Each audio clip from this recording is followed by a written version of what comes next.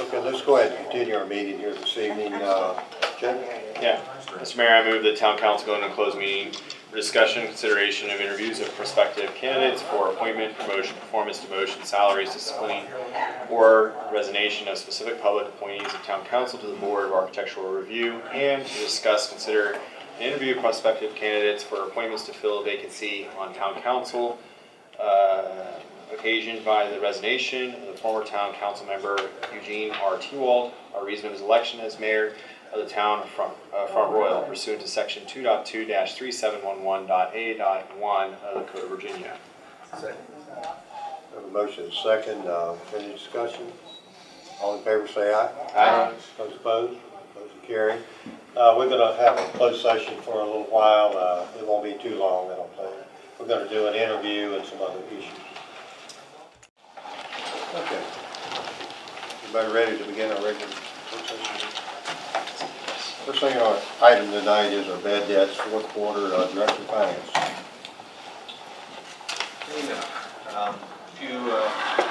Earlier this year, council requested that we start bringing the write-off of bad debts to council for approval each quarter.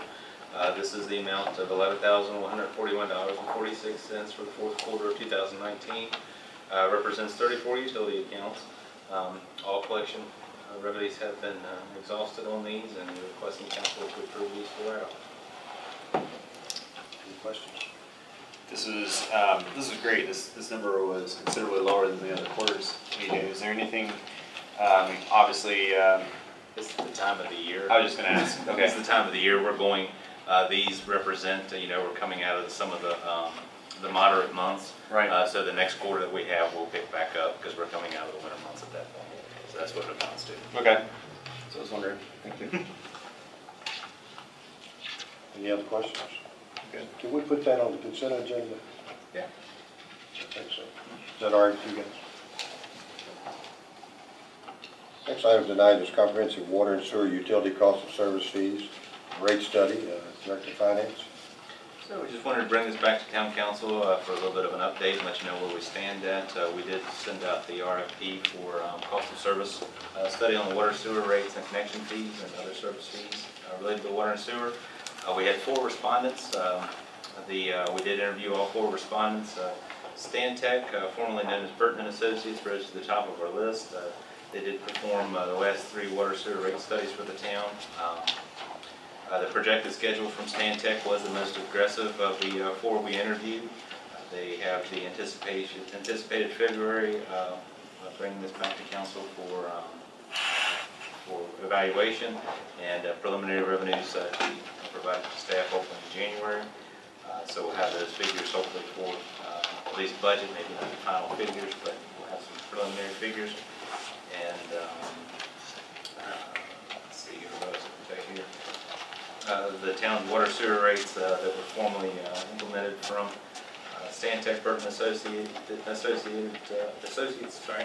have been implemented for a number of years now, so it shows that they're doing what they're doing well.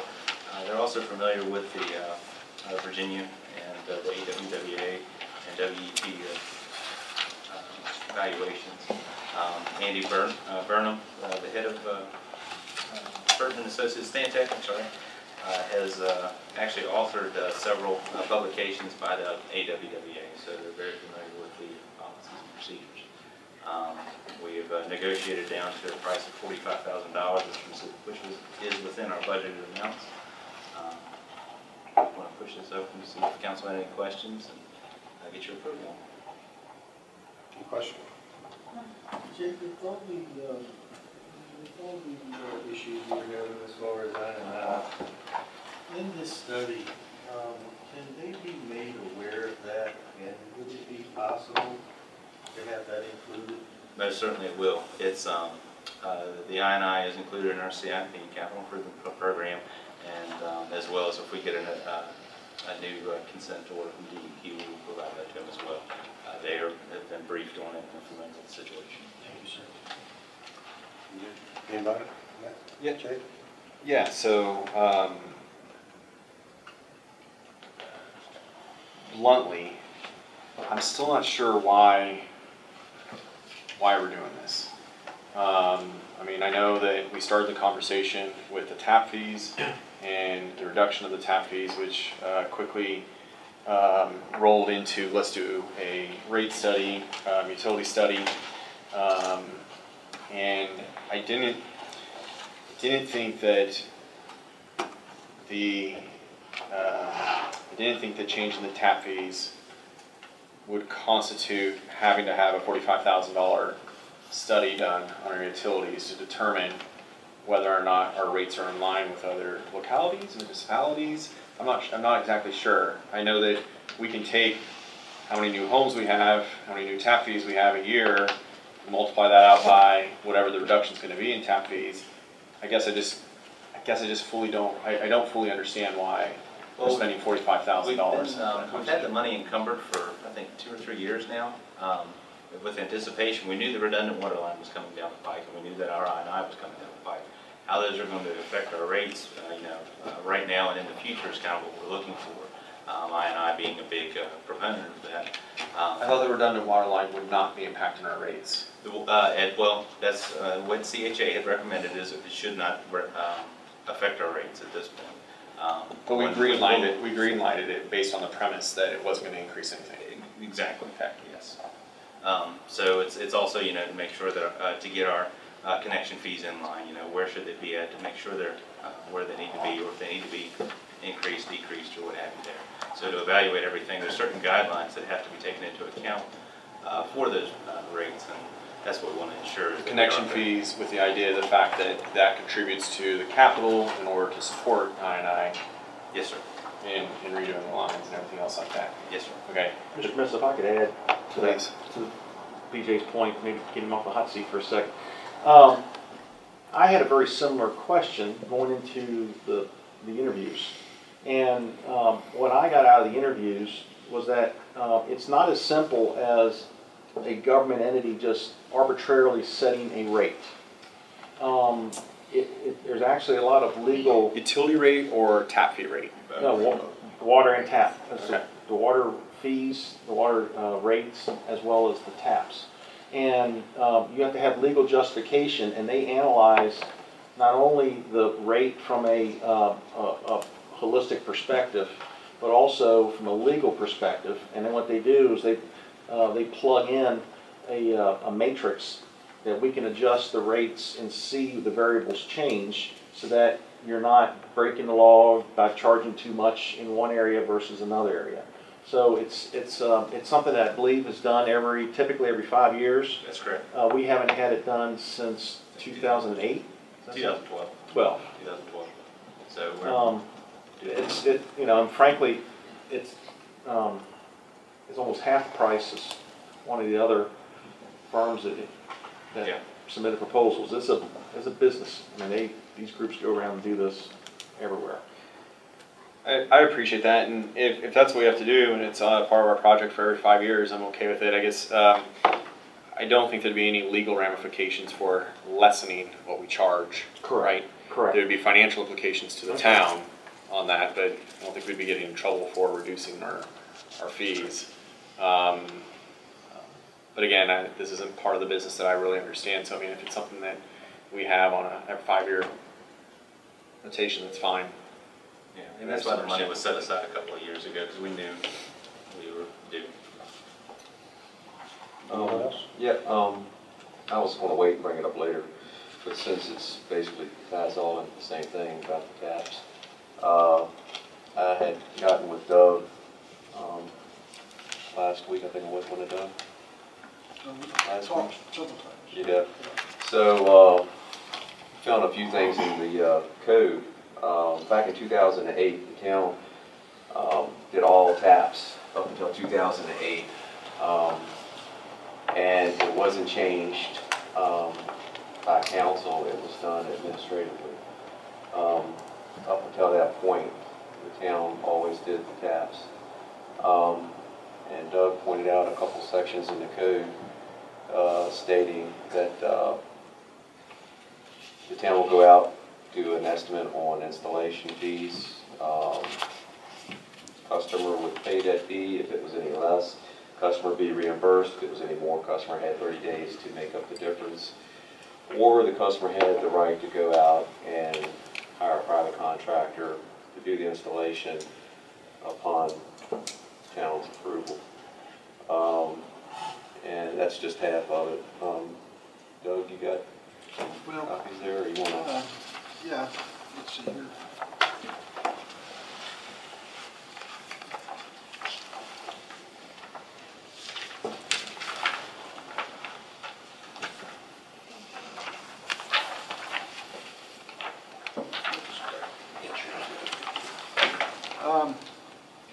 What we've got here is the first page is the sewer connection ordinance, the beginning of it, and the second page and following is the water connection, and I've underlined the most important part. In the first page, the sanitary sewer connections, what it says is that this was, both of them were enacted 2005. The town shall, I didn't write this, so don't blame me. The town shall, at its option, may provide, furnish, and install the following services, material, labor, and equipment. And it says that the costs shall be borne and paid for by the property owner. Then the next page, down at the bottom, 134-32, and this is water meters. And then it says the town shall provide, furnish, and install. It's no option. It just says the town shall provide, furnish, and install the following services, material, labor, and equipment. And the costs for that shall be paid for by the property owner. Somehow, somewhere. And that's taps under 2 inch. Yeah, which is most of them. Or 3/4. Yeah.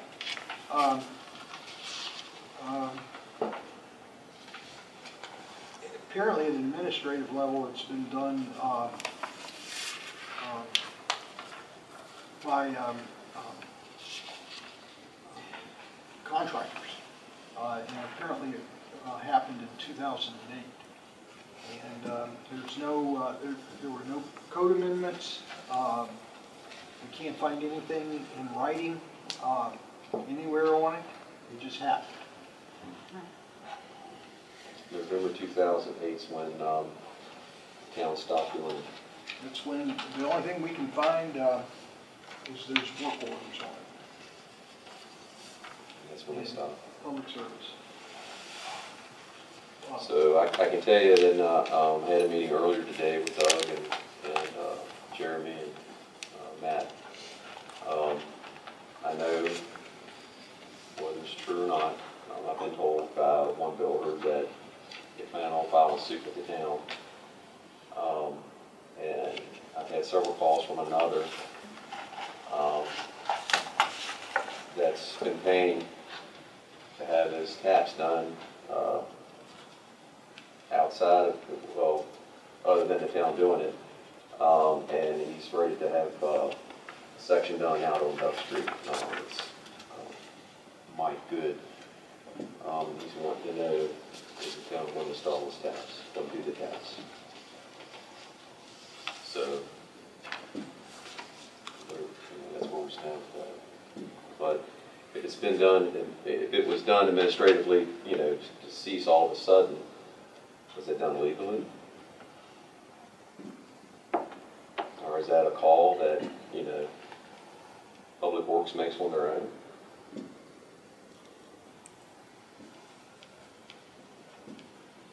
I don't know. I would say it could be done administratively, but I'm not sure when and how, because I don't know. You know as well as I do. It was 2008, you said? It was done, it stopped in 2008, work order stopped November 2008. And up until that point, the town always went, once the customer paid their tap fees, the town always went out, the town always went out and installed the taps. Well, what's our next step, Doug? I mean, is there any reason that the town cannot go ahead and change this particular policy and do the installation, or how do we go about changing this or applying what we already have? Well, my understanding, and Matt, you can correct me, my understanding is Public Works has the ability to Yes, do sir, I'll this. confirm that. So I think the town could pick that piece of work back up. That's my understanding where we stand. Since it is an ordinance, then I think it needs to be placed on an agenda, reviewed. Yeah, actually, Mr. Mayor, if I could clarify something, It's already in the it's already in, the ordinance is already No, it set. needs to be reaffirmed since haven't been doing it for 9 years.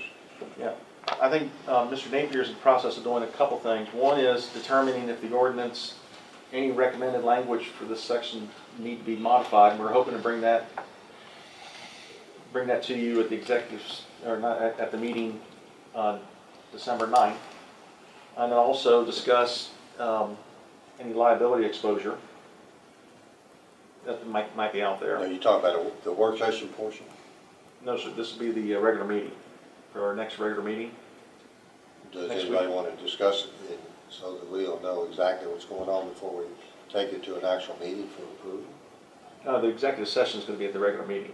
You're going to be briefed in executive session about legal liability exposure. That's why I say it's not going to be on the agenda, it'll just be an executive Yes, session. Okay. And then I think it's Doug's recommendation that the town start enforcing the current ordinance and doing it by the current ordinance, and we start installations effective immediately. Is that your?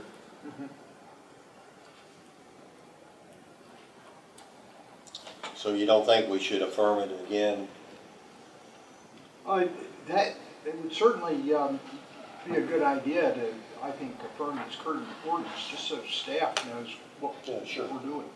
That's what I think we need to do, is go ahead and go in the executive session, decide on what we're going to do, and then we'll put it on the agenda and go ahead and reaffirm it. So, like I said, all our people in works, public works will know exactly how we stand on this issue. Administratively, do you want me to start, do you want me to wait till after the reaffirming, or do you want me to start? I had a contractor call me today and ask, is the town going to start installing taps? Well, that's up to the council, if that's what they want to do. But I do still believe that we should reaffirm it. Well, I think we ought to go ahead and start doing the taps. That's what we should have been doing all along. And we're doing it for bukus of years, and all of a sudden it just stopped. I mean, if we don't, it could be more lawsuits coming down the pipe. It would be a good idea to revisit the ordinance, but the way I see it, we need to abide by our ordinance. Oh, I agree with that. I just think that, again, we can go ahead and begin doing the work, but I do think we need to reaffirm it so that we have something current to be able to process through. And I think we all ourselves, as well as a new council comes on, and they'll know exactly what's in the ordinance.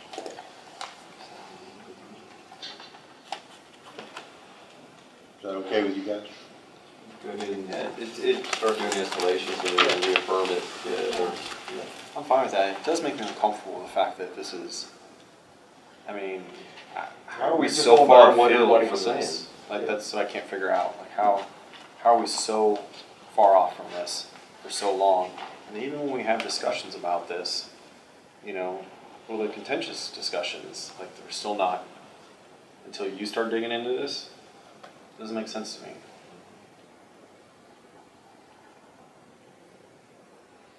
It's kind of embarrassing, to be honest with you. So. Matt, you got everything you need? I think so. Yes, sir. I'll start, I'll let Public Works know we're going to start installing the taps effective immediately, and if there's any extra training or whatever required, I was told a couple months ago that they had the equipment, or we were told as a council, they had the equipment still, so Okay, is there any other questions on the service study? No, we did approve that. Did you want it on a consent agenda, Mr. Mayor, or do you want that on? No, I think we should put it on a regular agenda since it's 45,000.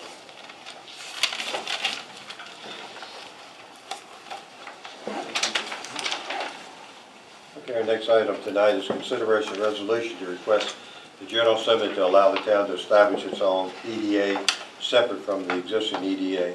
Town attorney. This is, long story short,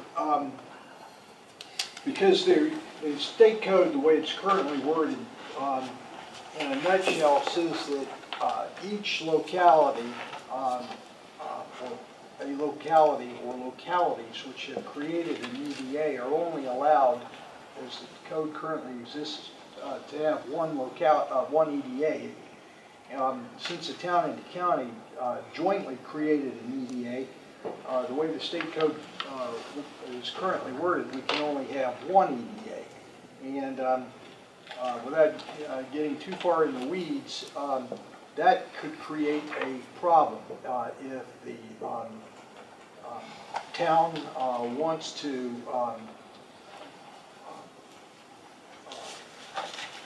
have any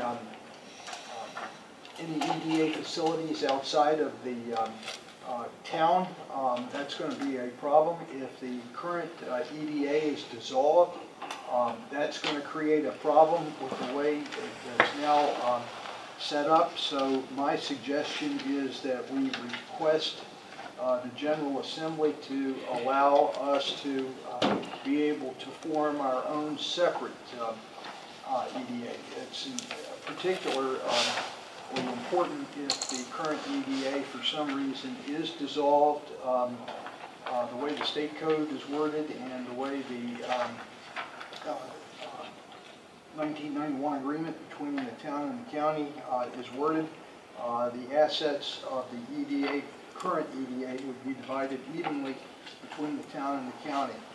And so if the town rescinded its current ordinance, which created the EDA, the way I'm reading this, we would give up our right to one half of the assets and property of the current EDA, and I think that would be quite a bit to walk away from. So I would suggest that we ask to get the ability to set up our own independent EDA.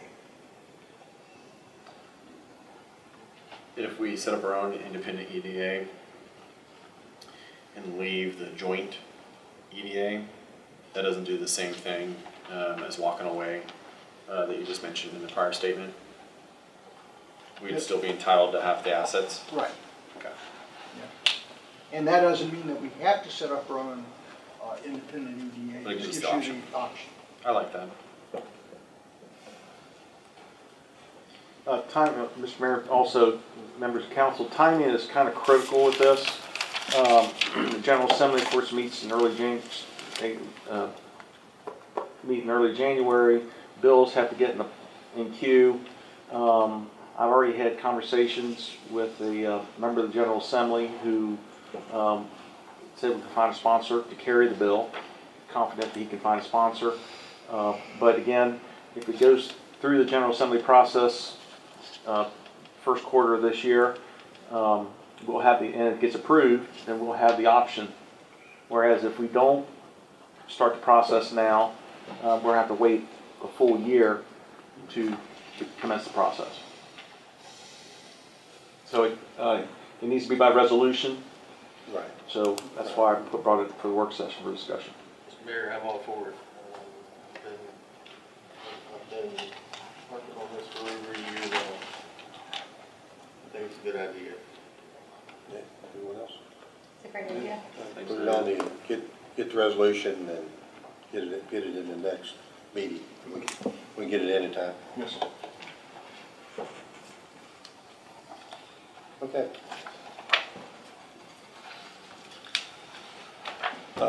Item 6 is facilitator for the gazebo events.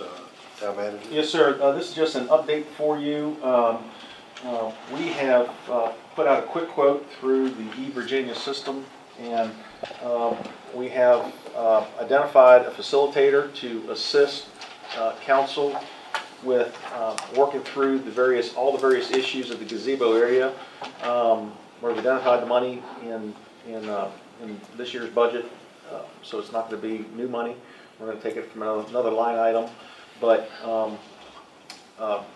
the individual has decades of experience, has worked with groups such as, situations such as this.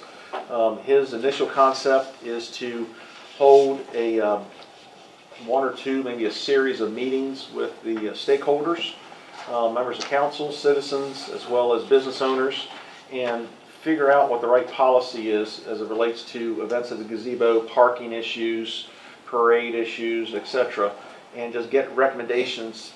Instead of getting recommendations directly from citizens, is having that expert as a facilitator, moderator, to try to work through the various parties so that we can find common ground. So it's the goal is to have the first meeting probably after the holidays, after the second or third week in January.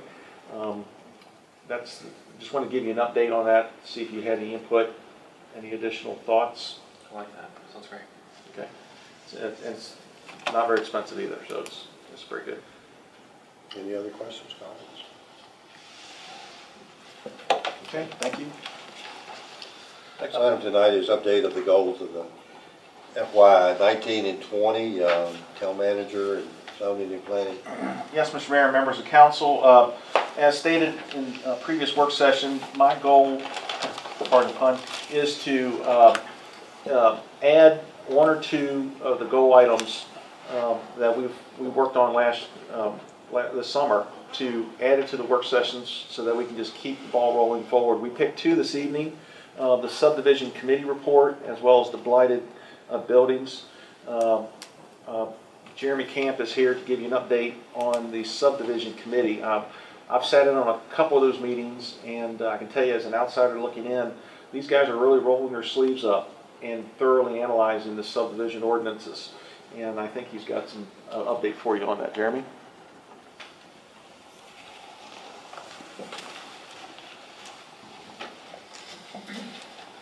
Yeah, thank you. So we've had 3 meetings so far for this group.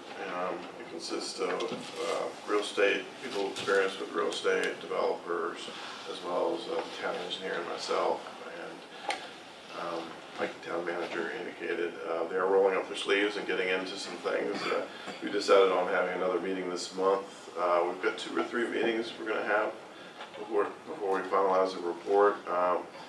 It was very clear and upfront at the beginning that the goal was to have a report to council by the deadline you set, which was the end of January. So we've structured our schedule around that. Each of the members have access to a box drive where we share information, and we have a list of ideas right now that we're developing, and then we're going to refine that in this way that makes more sense to you in the report. So they're focusing not just on the subdivision ordinance, that was the main topic, but they've also kind of branched out to some other areas, and so that'll all be presented to you in the near future.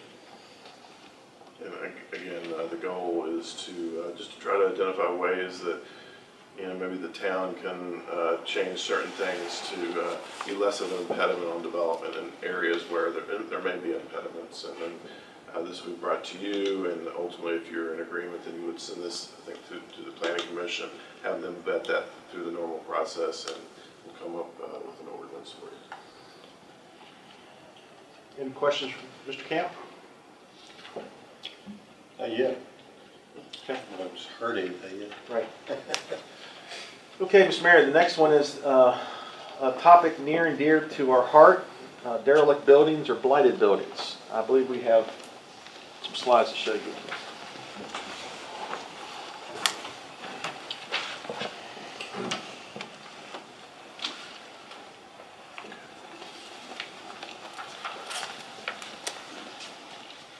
So in this one, we have some recommendations.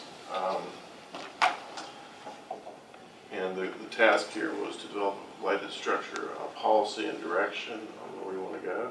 As you know, we adopted a property maintenance code not too long ago, and that's hasn't been implemented yet. But this is more geared towards focusing in on the blighted, derelict type of structures versus the more holistic approach that the property maintenance code would address on maintaining all properties. So the objective is to develop a policy to address blighted properties in the town, minimize new costs for taxpayers, and it should also function independently from the maintenance code.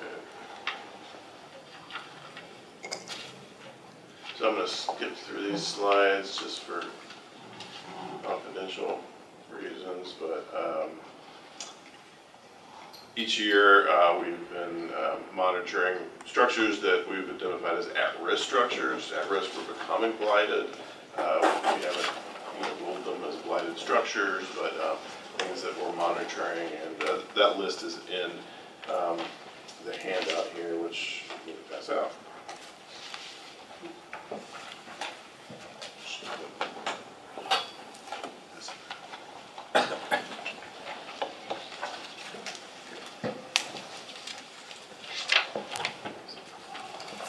So to refresh, we've got 2 ordinances in the town code dealing with structures and blighted run-down type of structures.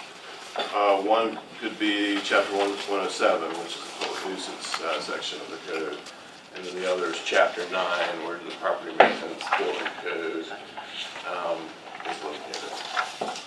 So the nuisance code is very much geared towards non-structural type of nuisance mostly, and so we've had difficulty enforcing it. It doesn't mirror the Virginia code procedures that are required, and we run into issues enforcing that. We've had some success just mailing out letters and talking with people, but limited success on that. And then Chapter 9, the property maintenance code, building code, is not currently active. The Virginia code has all sorts of statutes, so with options to adopt certain ordinances for this and that. Here's a list of the majority of them. There may be more than this, but these are the main ones. And so it's real confusing if you get into it, because there's a lot of overlap and things that have been developed over a period of time. Some of them dealing with incentives, some of them dealing with different procedures for enforcement. But we've looked at a number of localities, case studies, if you will. And most recently, the county of Loudoun. And so that's what we're recommending, that we model an ordinance after to help us better address these blighted structures. So there's a copy of the Loudoun County Code in the back of the handout. I just wanted to kind of run through how a process might work for enforcement of what they've adopted there. So basically, it falls under the spot abatement code in the Virginia Code, and staff would inspect the property for spot blight when we get a complaint. So that would be the first step. And at this stage, we would just make a preliminary determination.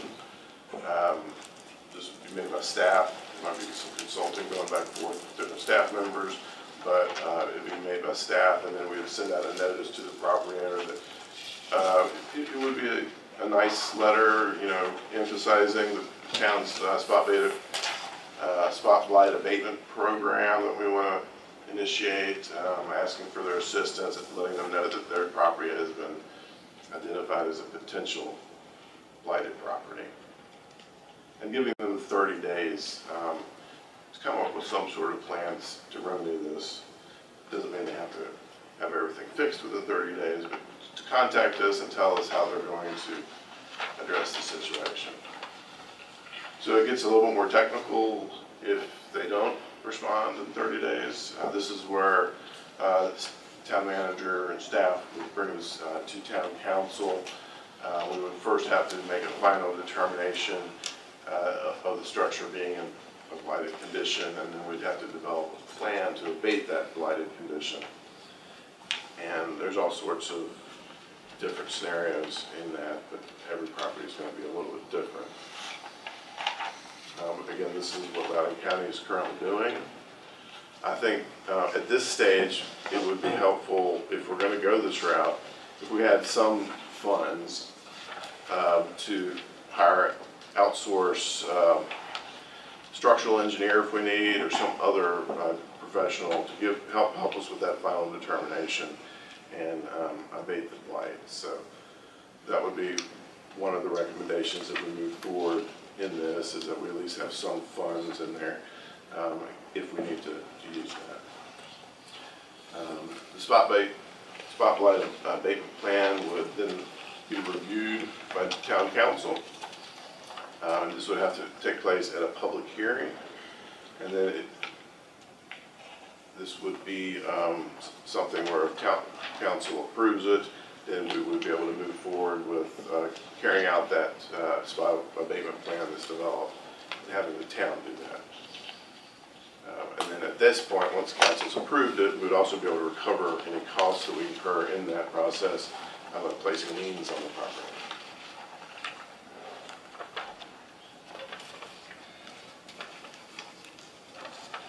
So the next steps,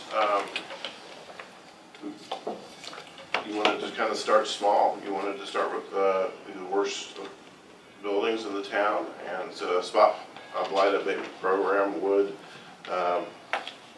be the best way to go.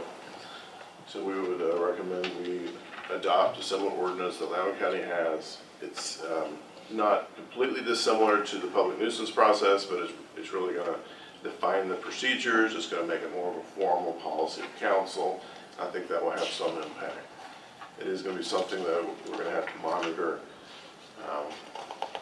This is something we want to come back annually at least and give council updates on as we're progressing with a few buildings at a time. And I would add, Jeremy, we'll probably do a quarterly brief for council, especially in the short term in the first year. Yeah,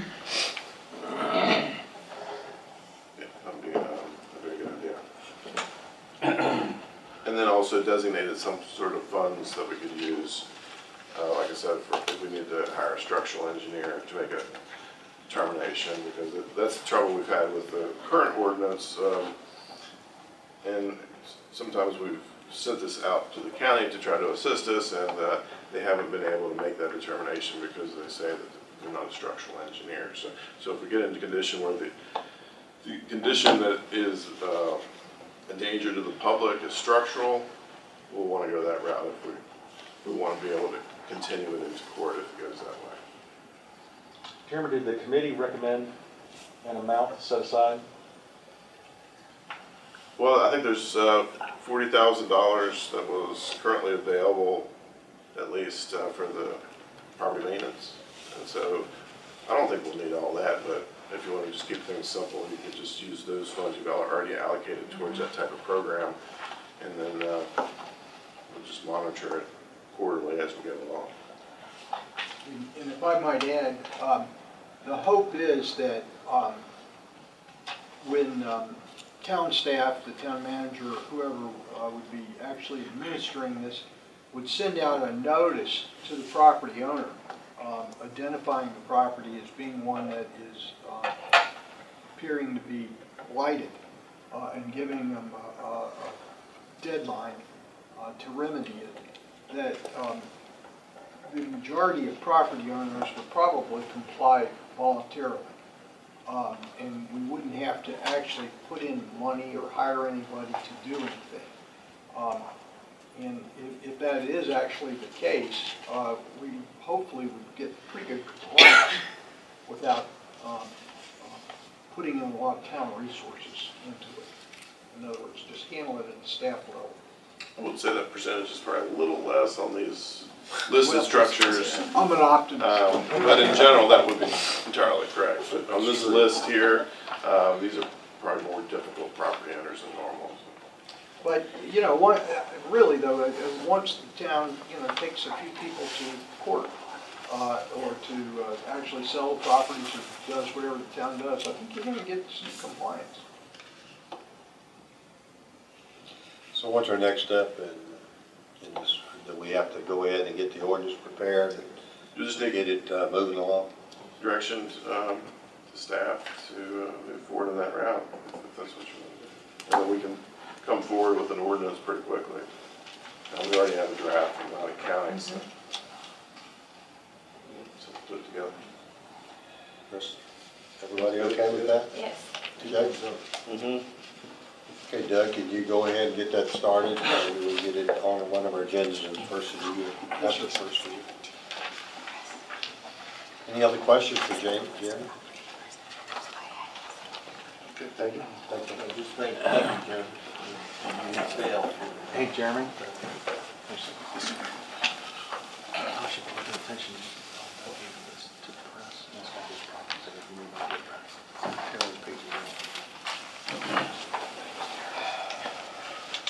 Our next item tonight is the liaison meeting. Does anybody want to add something or take anything away?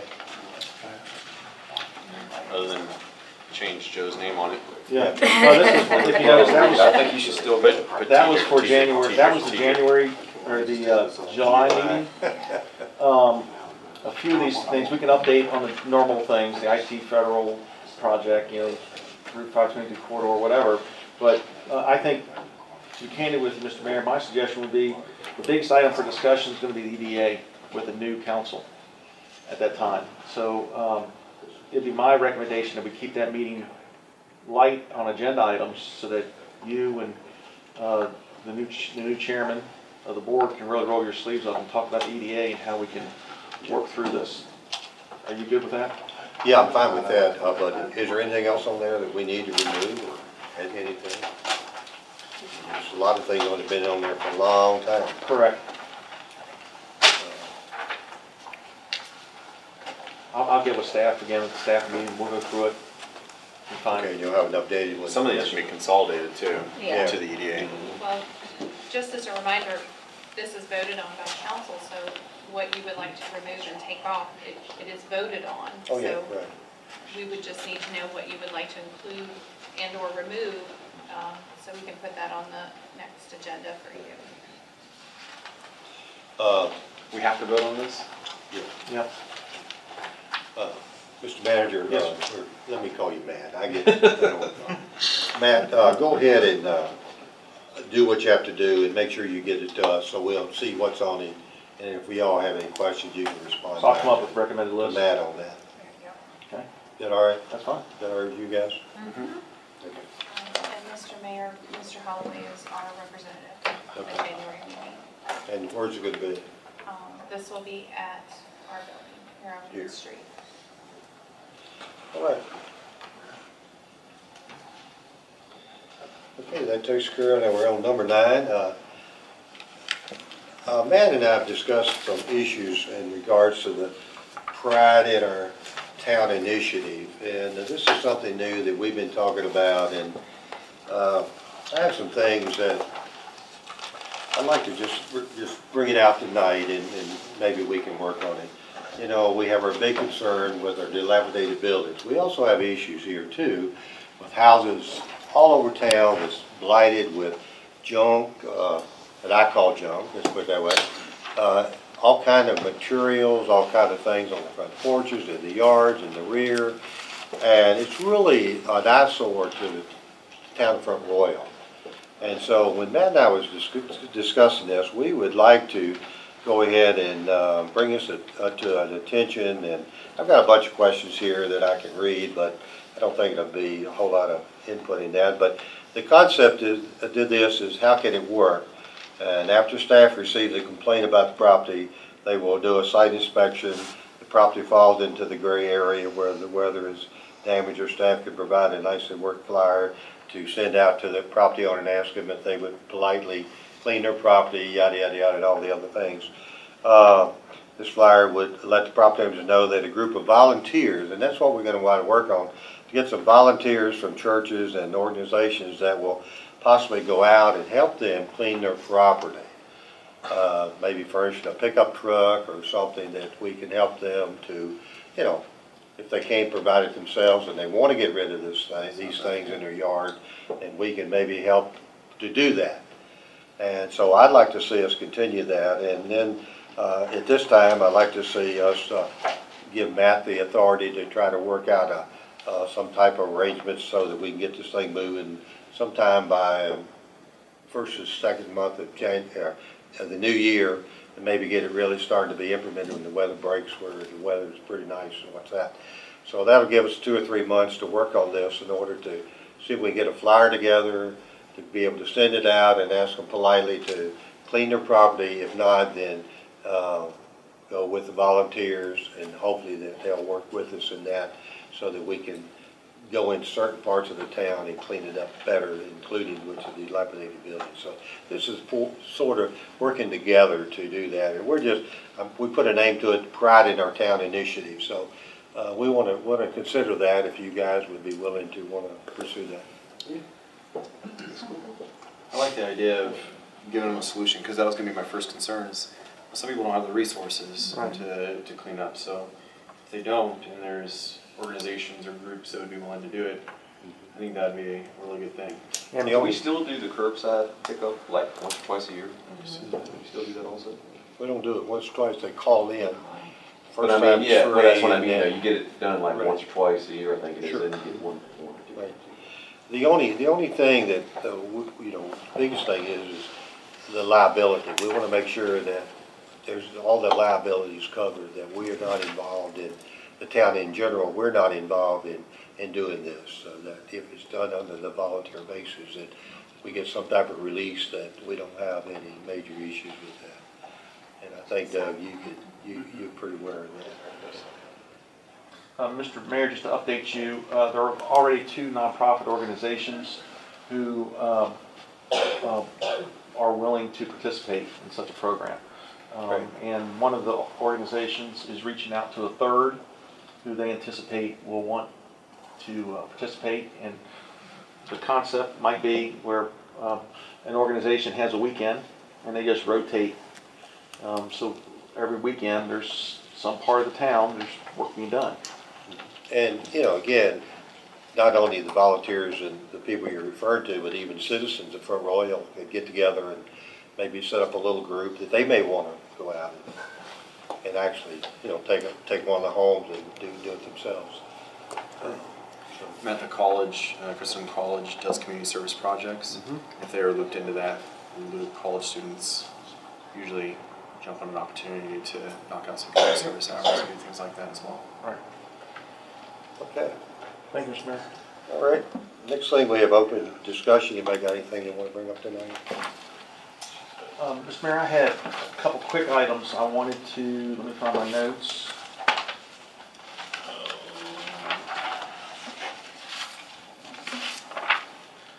Just a quick revenue status update. I received this from the Finance Director, B.J. Wilson, this afternoon.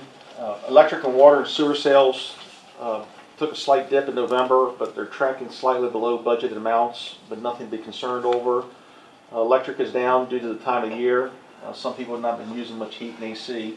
Water is a little bit down because Dominion has been offline for the major part of November, which is their normal maintenance schedule.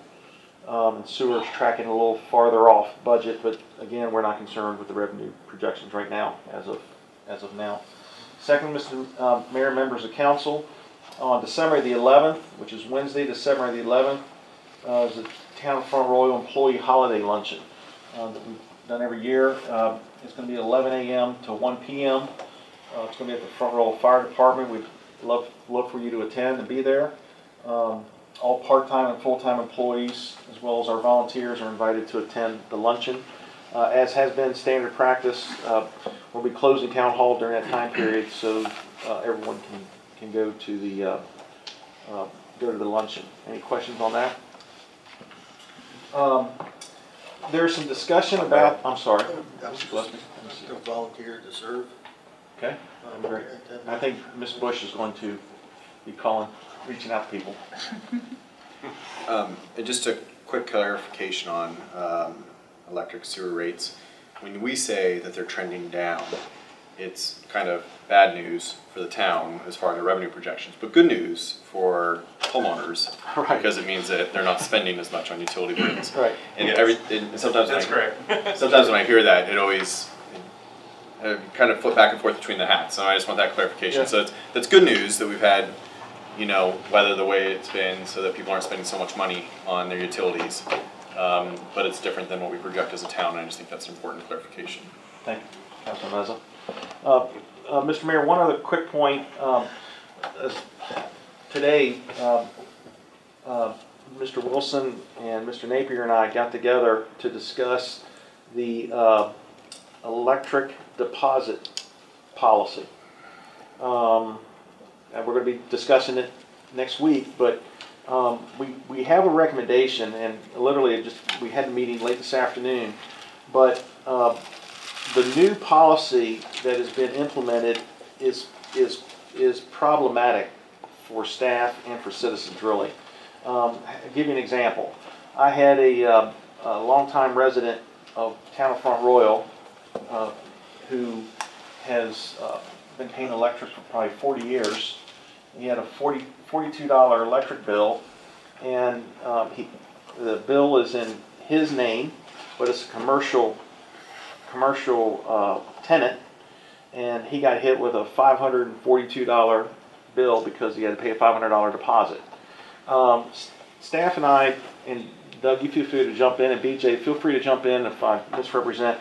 We think we have a simple solution to this. We have, in the code, we have what's known as business entities. The recommendation is to strike the business entity and make the commercial and residential process similar by adding a letter of credit so that businesses can supply a letter of credit. One key note is that our collection rate is 99.7%. So bad debt is 0.3%, which is very good. And so we think that the policy as it's currently written in the ordinance, we think that's causing a lot of angst. It's causing challenges with the receptionists downstairs, as well as some of these business owners that are caught. And we know of one large customer, which brought it up. One large customer got hit with a massive deposit. That the intent wasn't to punish those that are paying. The intent was to try to mitigate or minimize those that are not paying. And so staff feels strongly about that. We'd like to put that up for consideration for council. Yeah, I think it's Question, line of credit, I know what they are, but who's going to verify that as far as who's going to stand good for it? Well, How does that work? the letter of credits, the way they work is that if they have good credit with us, obviously it would be considered as good credit. It's common practice for utility accounts, or utility companies to send letters of credit to other utility companies, and that's what we use currently. We currently have the process in place for our residential customers, and then our commercial customers. Sounds good. So, okay, can you get that written up? We'll get it right to you. Thank you. So BJ, in the meantime, you can just Yeah, I can take care of it. talk to the ones. Mr. Mayor, those are my 3 additional items. I don't have anything else. Okay. Yeah, I was going to request that staff take a look at Commerce and 6th Street, specifically the turning lane. I'm trying to think if you're going southbound on Commerce, turning left onto 6th Street. I've noticed, maybe it's just because it's the way I come home from work, but I noticed that's backing up, and now it's like 2 cycles before you can turn left, because there's only 3 cars that can park in the left turn lane to go down 6th Street because of the median that's there. So if cars are going straight, it blocks it all the way back for cars that are turning, or for people in the left turn lane, it blocks it and makes it 1 lane of traffic. And I think that might have changed a little bit with Leech Run being in the middle school. The hospital's going to be coming in that way, and that is the way to head down that direction, down Happy Creek or John Marshall.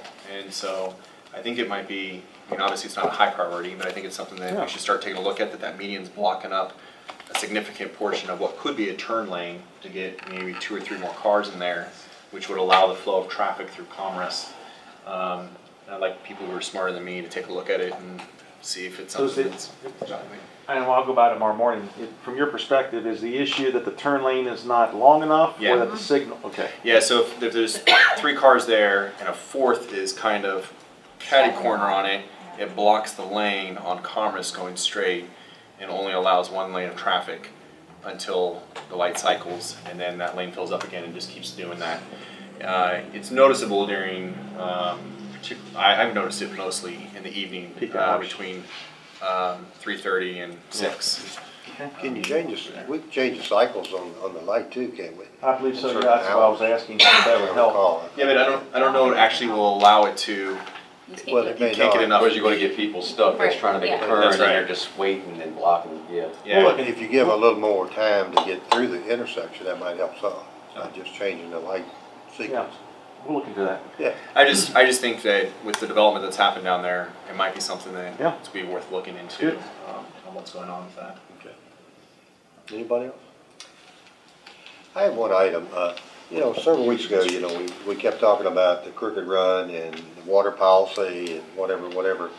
And the night that we decided not to vote on the water policy, I'd like to see us bring it back. It hadn't been done since 2012. 2012, all they did was reaffirm it. And I would like to put that on the next agenda to reaffirm it again through this council that's on board now. And just reaffirm it that we still stand up for our water policy. If that would be okay with you guys. Because I know that we discussed it and we wanted to do that, and then we dropped the ball. But it hasn't been done since 2012. It was done in 2008, and then it was done in 12, and now it's been since 12, 7 years or a little longer. That I think we need to just reiterate and reaffirm our water policy. If that would be okay with you guys. Pardon? Should we wait until after the study that is going on now? Pardon? I didn't. Should we wait until after the study that is going on now, the $45,000 study we just authorized? No, that has nothing to do with the water policy. The water policy is that we furnish water for residential, mainly in the county and those things. But could that have information that might help us make decisions? Well, it's up to you. The policy's enforceable now. I just thought maybe it would be a good idea just to go ahead and reinforce it through the group it's on the council at this time. If we bring it back up, we might have changes to it, right? Yeah, we still affirm it as what's there already. You're asking just to affirm it, not to Yeah, make just changes. reaffirm that we agree with the water policy we it currently stands. have on Yeah. the books. That's the only thing I'm asking. Again, going back to people that are new, that everybody knows what our water policy really stands for. And I would like to put it on Monday night's agenda if it's any way feasible, if you all want to do that. If we bring it back up, I would like to look at it and suggest some changes to the policy, not to reaffirm it. But, well, that's just me. So it would be more of a work session item for me. Yeah. I'm new here and this might be a dumb question, but is it common practice to reaffirm your ordinances every couple of years just to say they're still the same? Is that common? We've done it in the past. That way everybody that's on the present council's on board with the policies. Okay. But I don't want to put it on an agenda if we're going to sit and discuss it forever. I'd rather if That's what's going to happen. I think we ought to wait until the study comes back, to be honest with you. Okay. That's my. I mean, that's up to you guys. I sort of agree Get with another Tasha. council member on. Yeah, and we might have another council member, and then we might locate the one that's missing. Out in Colorado. Oklahoma. Okay. Oh, it's in Oklahoma now. He called and apologized. He called and apologized and couldn't call in. Okay, well then we can wait till after the study and look at it again. Or we don't have to do anything. I mean, it stands enforceable at this point. So, yeah. And- Pardon? Well, It's all I I would like for Doug and staff to put together something, some pros and cons if we decide to annex the corridor.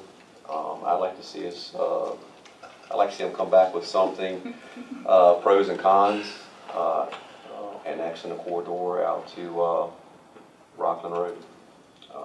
And I'd like for them to come back and say, hey, do we have a case for the annexation? And if we do, you know, that's something we can decide on later, but I'd like for them to come back with something, you know, at the end of the next month, if that's feasible. I'm really not sure what you're saying. Well, I would like for staff to come back and present something to us, pros and cons on annexation of the 5.2 corridor.